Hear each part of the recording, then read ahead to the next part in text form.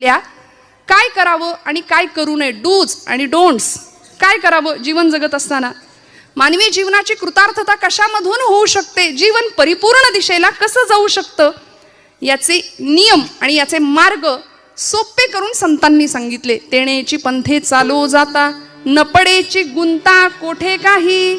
सगळे गुंत्यात फसलोय आम्ही, आणि या गुंत्यातून बाहेर पडायचं असेल, सगळ्या प्रश्नांची उत्तर मिळवायची असेल, तर संतांनी घालून दिलेला मार्ग, त्या मार्गावरून चालायचं. आणि मग काय करायचं, माणूस जन्म मिळाला. समर्थ रामदास स्वामी दासबोधात म्हणतात, पशुदेही नाही गती, ऐसे सर्वत्र सांगती, या नरदेहीच प्राप्ती परलोकाची.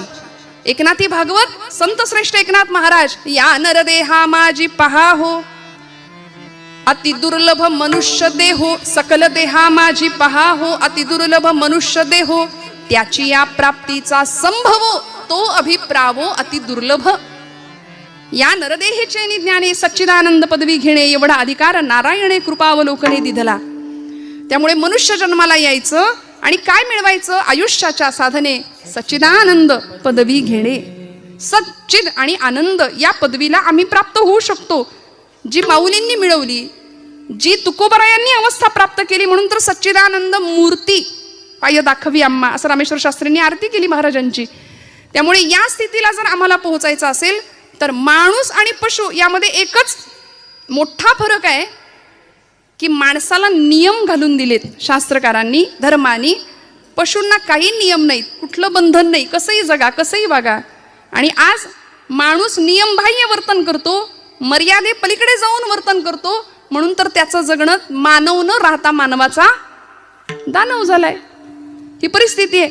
म्हणून आतमध्ये डोकवायचं असेल तर संतांच्या वाटेवरून चालावं लागेल. आणि मग नियम काय दिलेत आम्हाला, त्या नियमांनी आमचं अनुसरण करावं लागेल. व्रत, वैकल्य, जपजाप्य, तीर्थयात्रा, दान, धर्म, जो तो सगळे आपापल्या परीने करतात. परमार्थ ज्याला त्याला जमेल, ज्याला त्याला पचेल, ज्याला त्याला रुचेल, असा प्रत्येक जण करतोय. पण कधी कधी काय होतं, खूप लक्ष देऊ नाही का, परमार्थाचा अर्थ कळायला आम्हाला वेळ लागतो बरं का. परमार्थाचा अर्थ कळायला आम्हाला वेळ लागतो, अर्थाचा परमार्थ लगेच कळतो. विठ्ठल ठल.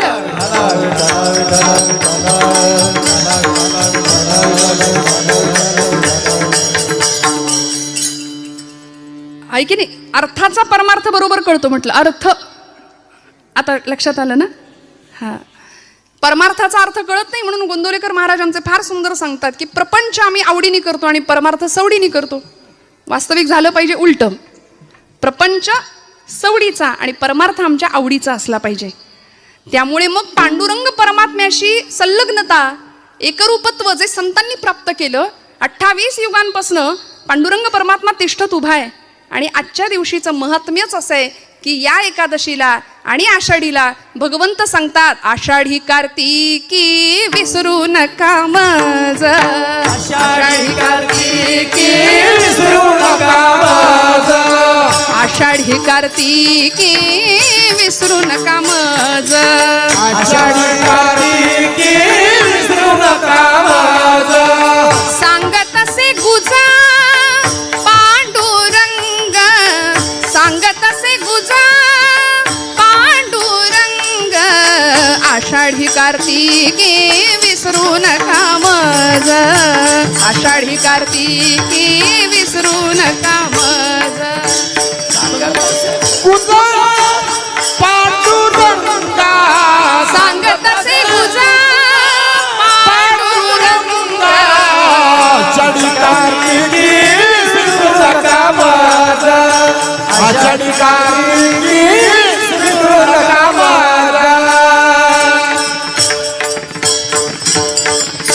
सांगत असे गुज पांडुरंग. आषाढीची वारी आणि कार्तिकीची वारी का महत्वाची, आपल्याला वाटतं म्हणून नाही जायचं, संतांनी सांगितलंय म्हणून जायचंच. पण खरं सांगू, हे कोण म्हणतंय, पांडुरंग परमात्मा गुज सांगतो. कुणाला, नामदेव महाराजांना. आषाढी कार्तिकी विसरू नका मज, सांगत असे गुज पांडुरंग. गुज म्हणजे काय हो, गुज गोष्टी. सोपं सांगू, आपल्याला सगळ्यांना कळेल, मराठी भाषा आपल्याला फार आवडते ना.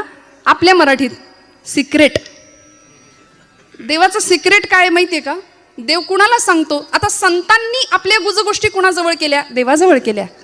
देवानी आपल्या गुजगोष्टी खास असलेल्या, सखा मानलेल्या आपल्या संतांजवळ केल्या. आम्ही प्रापंचिक माणसं आपल्या गुजगोष्टी आपल्या आपणातच करतो. काय कसं काय चाललंय, बरं आहे का? आपल्या गप्पा सुद्धा यंदा पावसाळा कसा, हिवाळा कसा, उन्हाळा कसा, याच्यातच आम्ही रमलो. म्हणून तर ती नाती गोती ती गोत्यात आणतात. ती नाती आम्ही गमतीने म्हणतो, नात्यातली माणसं नात्यातली असतात. मग बोलायचं कुणाशी हो? गंमत सांगू, लोकांतात असताना देवाचं बोलायचं, बरं का? लोकांतात असताना देवाचं बोलायचं आणि एकांतात असताना देवाशी बोलायचं, आहे की नाही? बाकी सगळ्या गोष्टी बाजूला ठेवूया. भगवंत स्वतः नामदेव महाराजांना सांगतात, आषाढी कार्तिकी विसरू नका मज नामया. भगवंत त्यांची व्यथा व्यक्त करतात. थोर प्रेमाचा भुकेला हाचे दुष्काळ तयाला. म्हणले माझ्याकडे येणारे सगळे व्यापारी आहेत मेले, काहीतरी पाहिजे.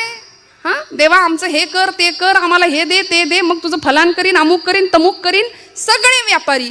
पण प्रेम भावनेनी माझ्याकडे येणारी माणसं खूप कमी आहे. तीही त्रिभुवनी नाही मज कोणी, हे भगवंत स्वतः सांगतात. सांगे चक्रपाणी नामयासी. भगवंत स्वतः नामदेव महाराजांना सांगतात. म्हणून तर सखा होता भगवंतांचा नामदेव महाराज, म्हणजे प्रेम भांडारी होते. प्रेमाच्या गोष्टी भगवंत नामदेवांशीच करायचे. नामयाचे प्रेम केशवची जाणे, केशवासी राहणे नामया पाशी, असं दोघांचं सुंदर नातं होतं. म्हणून भगवंत सांगतात, कुणालाही नाही, नामदेव महाराजांना सांगतात की मला विसरू नका. एकादशी का करायची? उपवास आपण शब्द वापरतो, आपण म्हणतो उपास. खरं तर भगवंताच्या उप म्हणजे जवळ राहायला मिळणं आणि वास म्हणजे वस्ती करायला मिळणं, म्हणजे उपवास. आम्ही उपवासाला, आपल्याकडे म्हणच आहे एकादशी आणि दुप्पट खाशी, नाही का? म्हणून तर उपवासाला आमच्या पुण्यामध्ये उपवासाचे 108 पदार्थ मिळतात. ते पुस्तक मिळतं रेसिपीचं. उपासाची कचोरी आहे, उपासाचा डोसा आहे, उपासाचा वडा आहे, उपासाची भजी आहे, उपासाचा अजून काय भाकरी आहे, ढोकळा आहे. बघा कसे उत्तर. म्हणजे हे सगळं झालंय आज, आहे की नाही? भरपूर ताट आमचं भरलेलं, कधी न भरलेलं असतं एवढं आजच्या दिवशी असतं. पुण्याजवळ कोडीत नावाचं गाव आहे. त्या गावचे महाराष्ट्राचे प्रसिद्ध साहित्यिक आचार्य अत्रे, प्रल्हाद केशव अत्रे, त्यांनी खूप सुंदर विडंबन केलं. ते म्हणाले, गुरुजी खूप सुंदर गातात बरं का. उपास मज लागला सखे ग बाई, उपास मज लागला. आहे ना सगळ्यांचा उपास? उपवास आहे ना? फराळ शब्दच असा आहे की म्हणताना तोंड गरगरीत होते आमचं. हंगामानुसार फळफळावळ असतेच. बरं, उपास म्हटलं की ते सगळं आम्हाला लागतं त्या दिवशी. म्हणजे भगर असू दे, साबुदाण्याची खिचडी असू दे, शेंगदाण्याची आमटी, हा प्रकार असा आहे की कितीही होता भगरीत तो खपतो. आणि इतकं सगळं, म्हणजे किती वाट्या संपल्या त्याचं काही भान राहत नाही. सगळं कॉन्क्रीट जॅम होतं एकदम आजच्या दिवशी, होतं की नाही? आणि एवढं करून चेहरा असा असतो.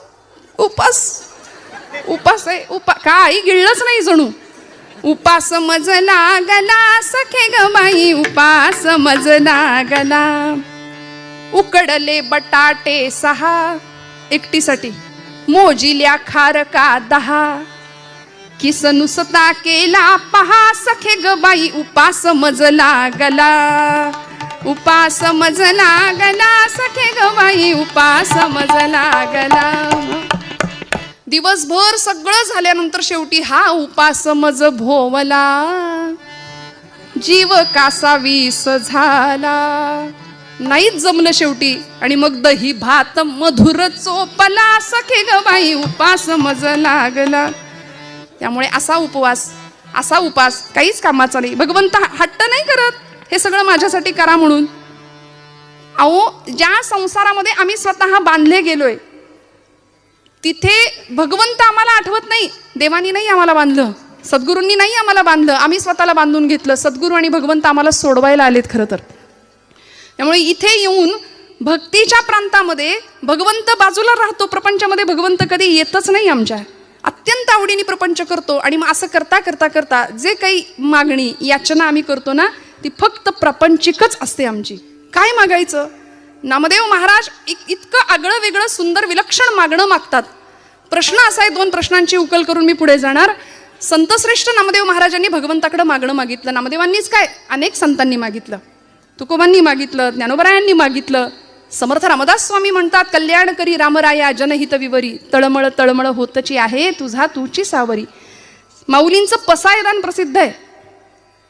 विश्वाचे आर्त माझ्या मनी प्रकाशले असं म्हणणारे ज्ञानोबराय जगाच्या कल्याणाकरता विश्वात्मक भगवंताकडे पसायदान मागतात. जे खळांची व्यंकटी सांडो तया सत्कर्मी रती वाढो, भूता परस्परे पडो मैत्र जीवांचे. खळांची व्यंकटी सांडू दे, दुष्टांचा दुष्टपणा नष्ट होऊ दे म्हणाले. इतकं उदात्त. जगाच्या पाठीवर इतकं ताकदीचं मागणं कुणीच नाही मागितलं. मागणारा तितक्या ताकदीचा, देणारा सुद्धा तेवढ्याच ताकदीचा आहे.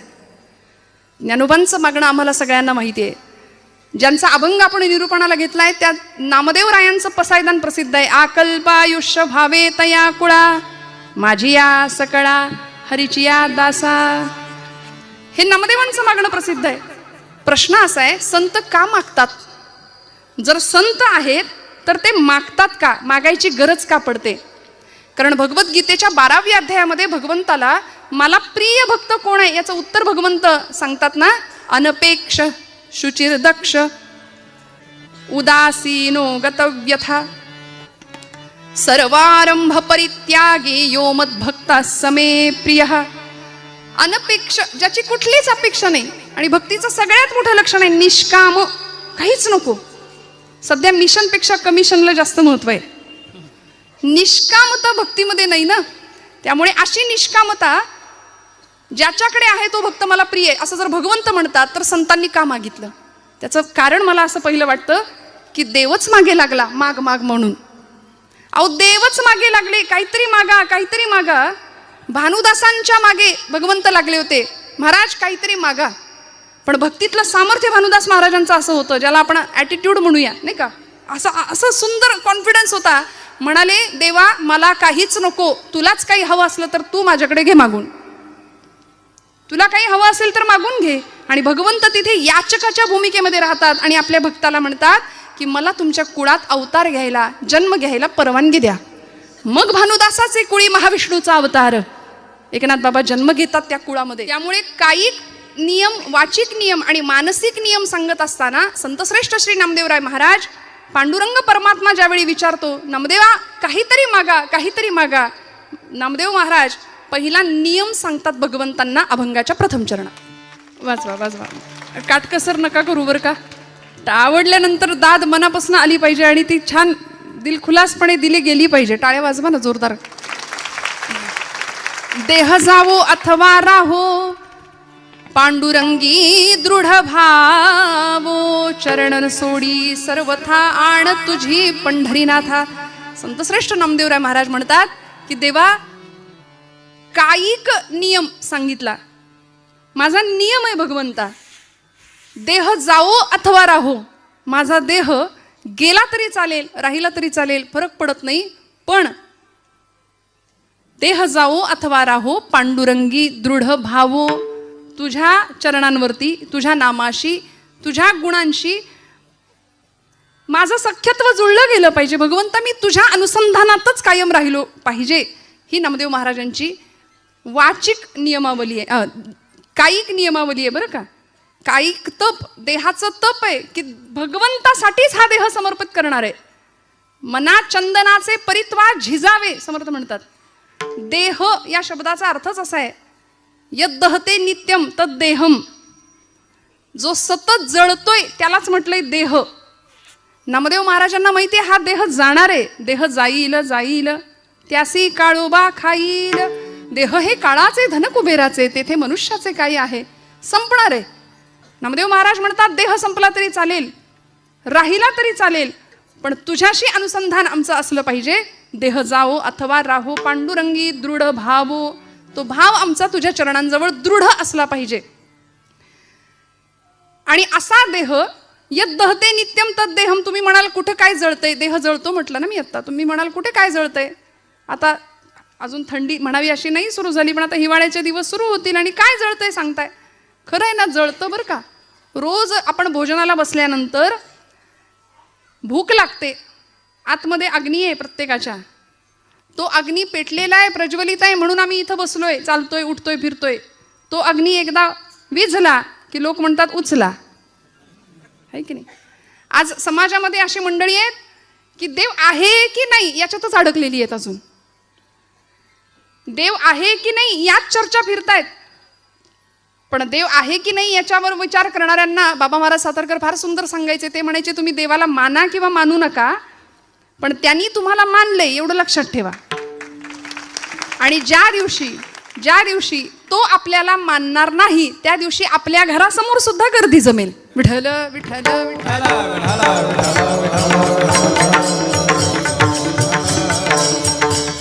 त्यामुळे या देहामध्ये एक अग्नी आहे. डॉक्टरी शास्त्र त्याला जठराग्नी म्हणतंय. भगवंत म्हणतात अहम वैश्वानरो भूत्वाम प्राणिनां देहमाश्रिताः. तो वैश्वानर अग्नी आहे. त्या अग्नीला आम्ही अन्नाची आहुती देतो. देहाचं भोजन काय आहे? अन्न हे देहाचं भोजन आहे. पण आत्म्याचं भोजन हे भजन आहे बरं का. भजन हे आत्म्याचं भोजन आहे. त्यामुळे देहाला आहुती आहे अन्नाची. मनाचं काय, आत्म्याचं काय, त्याला भजनाशिवाय पर्याय नाही. मग या देहाला अन्नाची आहुती आम्ही घालतो कुठपर्यंत? आतला अग्नी प्रज्वलित आहे तोपर्यंत. एकदा आतला अग्नी विझला की मग बाहेरचा अग्नी असतो. त्यामुळं बाहेरून पेटवण्याआधी, प्रज्वलित अग्नी करण्याआधी संत म्हणतात आतला अग्नी प्रज्वलित करूया. कुठला अग्नी? देहबुद्धीचा अग्नी.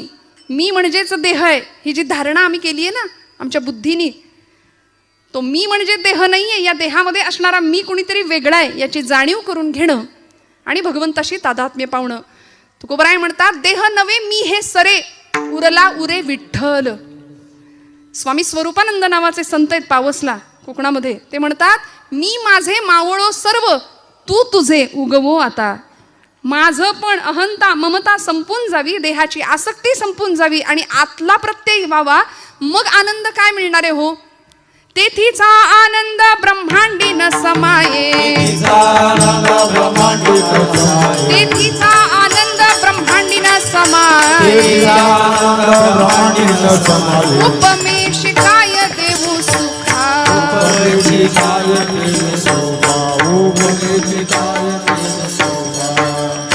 अंतरीची ज्योती प्रकाशली दीप्ती, मुळीची जी होती आच्छा दिली. आतली ज्योत प्रज्वलित होणं.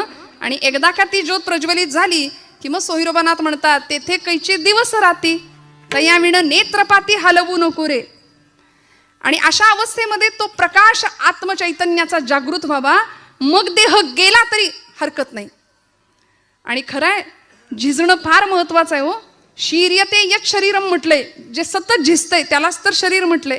25व्या वर्षी जी देहाची अवस्था आहे ती 75व्या वर्षी नाही. नामदेव महाराज म्हणतात मी देहाची नश्वरता मानतो, मला माहिती आहे देवा देह गेला तरी चालेल, पण तुझं अनुसंधान सुटता कामा नये. पांडुरंगी दृढ भावो.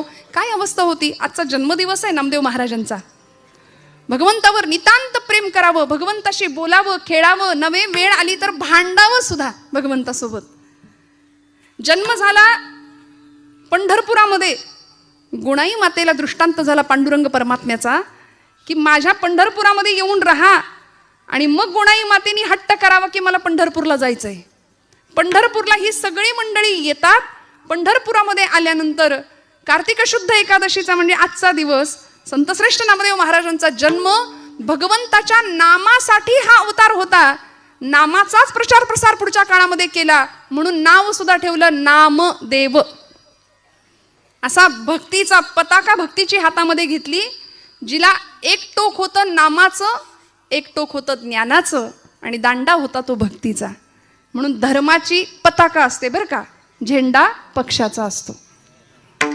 त्यामुळं धर्म पताका संतांनी हातामध्ये घ्यावी आणि अवघं भारत भ्रमण करावं. नामदेव महाराजांचं इतकं विलक्षण कार्य आहे. आजच्या दिवशी त्यांचं स्मरण नाही केलं, खरं तर त्यांचा अभंगही त्याच कारणासाठी घेतलाय तर आपली मोठी चूक ठरेल.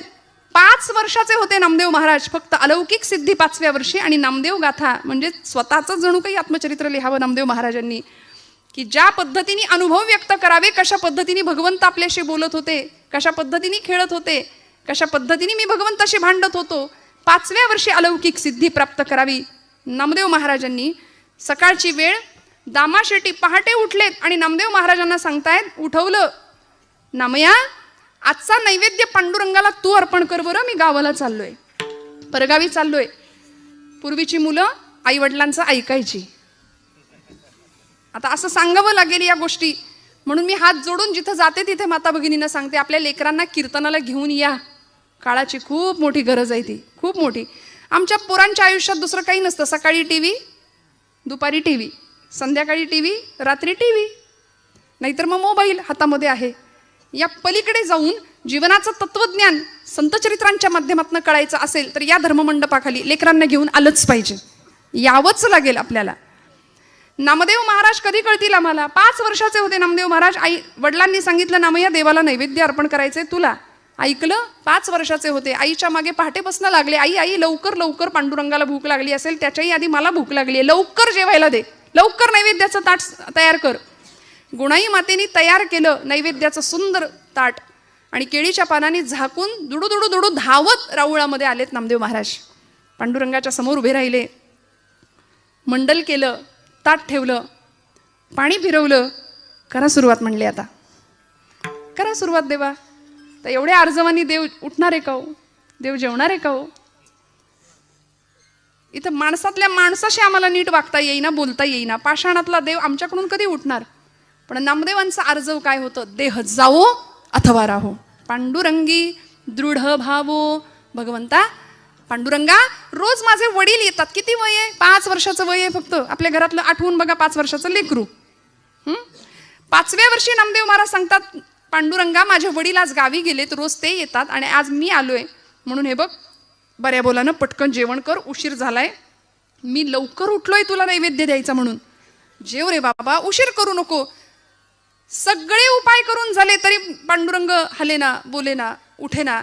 आणि एक क्षण असा यावा, तितिक्षा काय असते, निष्ठा काय असते आणि दृढ भाव काय असतो. पांडुरंगी दृढ भावो काय असतो? नामदेव महाराज म्हणतात, देवा जर आता जेवला नाहीस ना बऱ्या बोलानं, तर इथं या पायरीवर डोकं आपटून जीव देईन म्हणाले. आणि धावले ना. पायरीवर डोकं आपटणार, लागलंच नाही डोक्याला. मऊसर हात डोक्याखाली लागला आणि गाभाऱ्यातनं आवाज आला, नामदेवा दगडाचा देव कधी जेवतो का रे? नामदेव महाराज हुशार होते. नामदेव महाराज म्हणले, पांडुरंगा दगडाचा देव कधी बोलतो का रे? बोललास? बोललास? चल चाटून पुसून स्वच्छ कर. सगळं ताट स्वच्छ करायला लावलं देवाला आणि रिकामं ताट घेऊन नामदेव महाराज घरी येतात. गुणाई माता सांगते, नामया एवढा धीर नाही का रे धरवला कार्ट्या? सगळं संपवलंच नैवेद्याचं ताट. आई मला भूक लागली, लवकर जेवायला वाढ. गुणाई माता म्हणते, अरे जेवलास ना तिथे? नाही ग आई, ज्याच्यासाठी होतं तो जेवलाय. कोण? देव जेवला? हो आई, देव जेवला. नामदेवा खोटं बोलायला लागलास का रे? अगं आई नाही ग बाई, ज्याच्यासाठी होतं तो जेवला. कोणी बघितलं? अगं कोणी कशाला बघायला पाहिजे? या या डोळ्यांनी मी ग पाहिला, या या डोळ्यांनी मी ग पाहिला. देव जेवला ग, देव जेवला, देव जेवला ग, देव जेवला, देव देव जेवला ग, देव जेवला. या या डोळ्यांनी, या या डोळ्यांनी मी ग पाहिला, या या डोळ्यांनी मी ग पाहिला. देव जेवला ग, देव जेवला, देव जेवला ग, देव जेवला.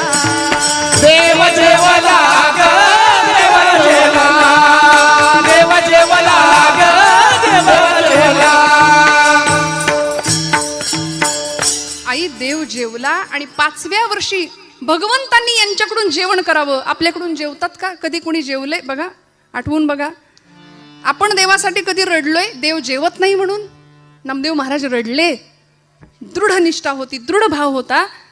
आपण मूल रडलं, जेवलं नाही तर रडू. एखाद्या दिवशी आपलं पोटचं पोर जेवलं नाही ना, महिला वर्ग, आपल्याला वाईट वाटतं का नाही? खरं सांगा. पण देवच जेवला नाही म्हणून आपण रडतोय का? नाही ना, नाही रडत आपण. देव जेवला म्हणून रडत नाही. नामदेव महाराज रडले देव जेवत नाही म्हणून.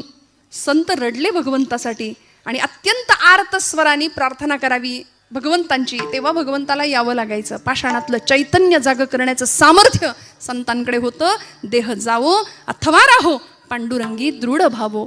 श्रोते हो, पायरीवरच्या एका फुलानी भगवंतांच्या गळ्यातल्या हारातल्या एका फुलाला प्रश्न विचारला, का रे बाबा, अरे आपण एकाच माळ्याच्या मळ्यात उगवलो, एकाच झाडाला होतो, एकाच टोपलीतनं इथं आलो, पण तुझं भाग्य, तू देवाच्या गळ्यात आणि मी देवाच्या पायरीवर, सगळे तुडवून जातात मला. देवाच्या गळ्यातल्या त्या हारातल्या फुलांनी उत्तर दिलं, बाबा रे तुझं खरं आहे, मी देवाच्या गळ्यात आहे आणि तू पायरीवर पडलास, पण देवाच्या गळ्यात इथं विराजमान होण्याकरता माझं काळीज आरपार करायला लागलं रे. मला सगळी सुई माझ्या काळजातनं घालून घ्यावी लागली. महाराजांचा अभंग आहे, साहोनिया टाकी घाये पाषाण देवची झाला पाहे. देह जावो अथवा राहो ही अवस्था असेल तर भगवंत आपलंसं करून घेतल्याशिवाय राहत नाही. आणि मग एकदा त्या चरणांची आसक्ती किंवा त्या चरणांचा आनंद मिळाला तर परिणाम काय होतो, नामदेव महाराज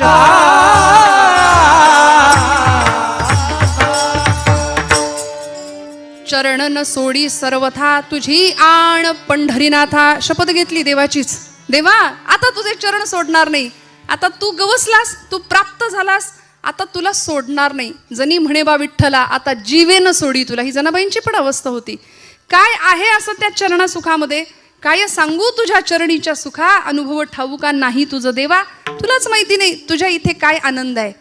का उभा राहिला देव विटेवर, भक्तांच्यासाठी तिष्ठत उभा राहिला. आणि प्रेमाचा भुकेला असलेला भगवंत, त्या भगवंताची ओढ खऱ्या संतांना लागली. त्या चरण सुखासाठी सगळी मंडळी आषाढी कार्तिकीची वाऱ्या करू लागली. भगवंताला बघण्याकरता काय आहे असं, त्या भगवंताच्या दर्शनामध्ये काय मिळालं, नाथबाबांनी फार सुंदर सांगितलं. कृष्ण मूर्ती होय गे कळो आली सोय गे, प्राणाचाही प्राणू पाहता सुख सांगो काय गे. तुळशी माळ गळा गे कस्तुरीचा टिळा गे, तुळशी माळ गळा गे कस्तुरीचा टिळा गे. तुळशी माळ गळा गे कस्तुरीचा टिळा, तुळशी माळ गळा गे कस्तुरीचा टिळा.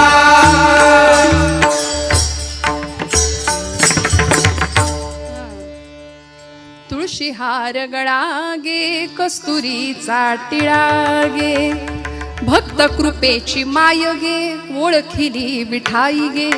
एका जनार्दनी विटे जोडी आले पाय गे, चरण न सोडी सर्वथा. नाथांनी काय केलं, एका जनार्दनी विटे जोडी आले पाय गे, तुळशी माळ गळा गे कस्तुरीचा टिळा गे. संतांनी सांगितलं जसं एखाद्या भ्रमराला, त्या कमळाला कळत नाही माझ्याकडे काय आहे, पण भ्रमराला कळतं. कुमुदिनी काय जाणे परिमळ भ्रमरा सकळ भोगीतासे, कुमुदिनी काय जाणे. भगवंतांच्या चरण सुखामध्ये नेमकं काय आहे, सगळ्या सुखांचा आगर असलेला परमात्मा, त्याच्या चरणाचं वेड संतांना लागलं. म्हणून आता तुझे चरण सोडणार नाही. नामदेव महाराज म्हणतात, चरणन सोडी सर्वथा आण, शपथ त्याचीच घेतली, आण तुझी पंढरीनाथा. देवा माझे मन लागो तुझे चरणी, देवा माझे मन लागो तुझे चरणी. संसार व्यसनी पडो नेदी, संसार व्यसनी पडो नेदी, संसार व्यसनी पडो नेदी. नामस्मरण घडो संत समागम, वाऊगाची भ्रम नको देवा. नाथांचं मागणं आहे. आज या कायिक आणि वाचिक मानसिक मागण्यामध्ये, नियमामध्ये संतश्रेष्ठ नामदेव महाराज सांगतात, हा मानसिक नियम आहे बरं का. चरणन सोडी सर्वथा आण तुझी पंढरीनाथा. या मनानी धाव कुठं घेतली पाहिजे, तुकोबराय सांगतात, मना तेथे धाव घेई, मना तेथे धाव घेई. मना तेथे धाव घेई, मना तेथे धाव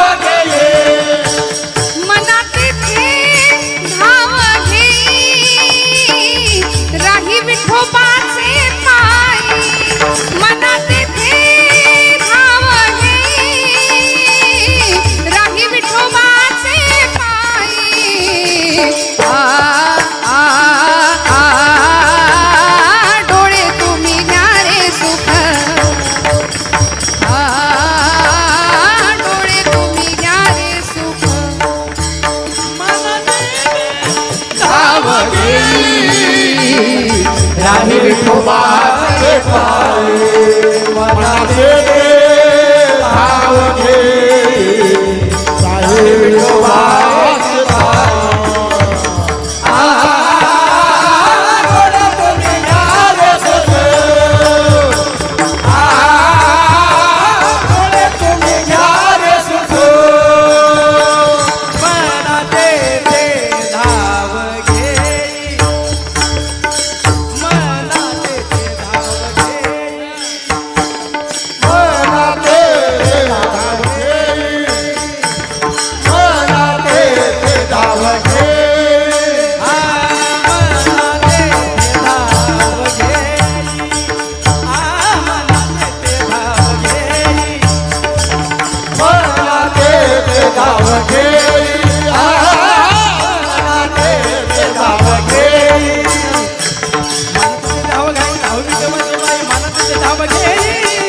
राही विठोबाची बाई राही विठोबाची बाई डोळे तुम्ही घ्याले सुख डोळे तुम्ही घ्याले सुख मनाचे धाव घेई राही विठोबाचे पायी मनाचे धाव घेई राही विठोबाचे पायी घ्याले सुख डोळे तुम्ही घ्याले सुख घ्याले सुख घ्याले सुख विठोबा रखुमाई